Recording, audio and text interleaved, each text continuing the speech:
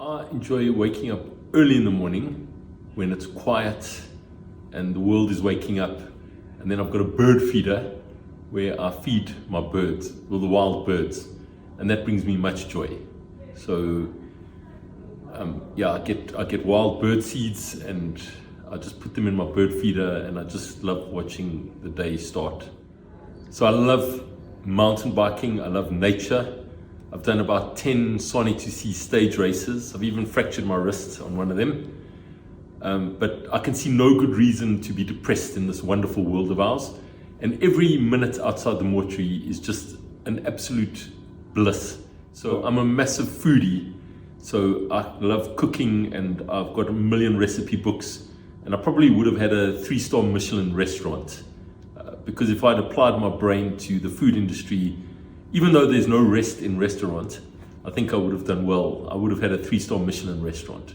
So my death row meal, if I were on death row, it would have to be something banting. I love my protein, I love meat. So I know this sounds bad, but yeah, to me, bone marrow is like one of my ultimate meals. Bone marrow on toast would be the way to go. Well, I spend my days with the dead, so if I'm going to have dinner with anyone, it would be someone alive. You know, I've spent enough time with the dead. So one of my absolute heroes is David Attenborough. I would love to meet David Attenborough. I've got so many questions for the man. So David Attenborough is one of my absolute heroes. So I live my life according to 3 C's. Courage, because every day you need courage to do what you have to do. Even if you don't feel like it, you've got to do it anyway. This interview took courage. The second C would be contribution.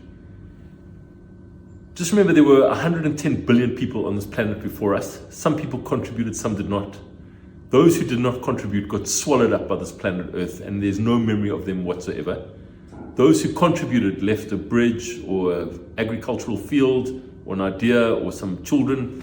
But those who did not contribute, there's nothing to remind us that they even existed on Earth. So every day you've got to try and contribute something, anything, towards your fellow humans and towards this planet. So contribution is very, very important. And finally, cooperation. Because we share this poor crust of planet Earth with other people, and we've got to get on. We have to get along, so we have to cooperate with one another. So every day, just try and cooperate with your fellow human being. Cooperation leads to teams, and you get further doing things together.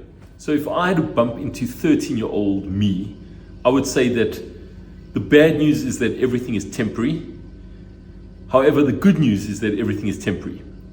So what this means is you've got to enjoy things while they last. So if there's jasmine blooming outside, you have to just enjoy the intoxicating smell of jasmine, because that jasmine's going to die. So enjoy the good things while they last. And also, if you're going through a bad time, just know that it too will end, because everything is temporary. So at the end of the day, knowing this, you just keep going through good and through bad, and you just keep your head down and you contribute whatever you can contribute. So just keep going. So I would love to get to the end of my life and then look back at my body of work, and that would be a feeling of success. It's like planting a little seed, and then one day you look at the big tree, the mighty tree that you've planted, and I think I would feel very proud just seeing this mighty tree.